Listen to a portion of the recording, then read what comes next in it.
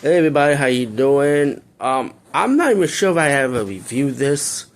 I mean, I've seen the movie before I ever did YouTube reviews, but I'm not sure I've ever reviewed this movie. And I just first rewatching it on Tubi.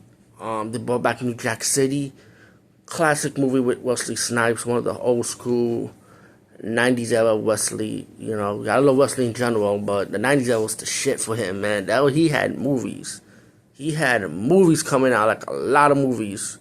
And they were all good movies. And New Jack City is like it's kind of like Scarface, like the '80s Scarface with Al Pacino. It was about a guy from the bottom, rise to power, and he started out as a street thug selling drugs, and a popular drug hustler. Also, he got this drug that is gonna make his organization famous. He started blowing up, become a big crime boss in the neighborhood. Meanwhile, you got this cop played by Ice-T, planning on going after him. And you know what? Even the story, his backstory of Nino Brown, when he found out who Nino Brown really is, when he told him about what he did to get into the gang, was very effective with the Ice-T character in this movie. It plays out too. You can just tell. But you have a lot of good iconic actors, man, in this movie. A lot of actors you will recognize off the back. But anyway, when Nino Brown's rise to power, you got this police organization, played by like one of the cops, Melvin Van Peebles, and yeah, I think it's Melvin or Marvin. Oh man, I can't even get his name right. I don't. I think I'm messing his name wrong. It's one of the Van Peebles clan, pretty much. The one that you know of. He's always popular in a lot of movies. He plays a police officer, and he wants to start out like an organization to bring down Nino Brown. He gets like some cops to work with him, and he gets Ice-T, his character, to come to work for his force to bring down Nino Brown.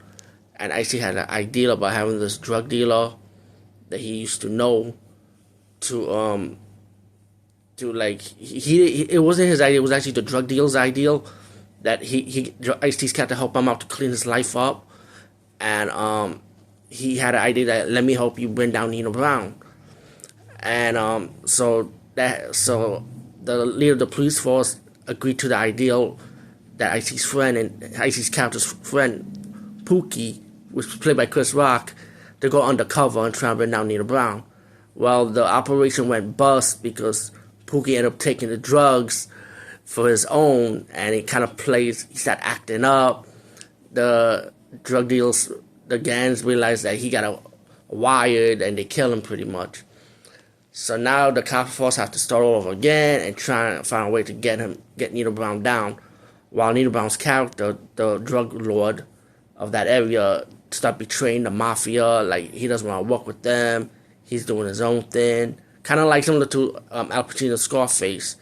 When you think about New Jack City, it is a remake of that movie.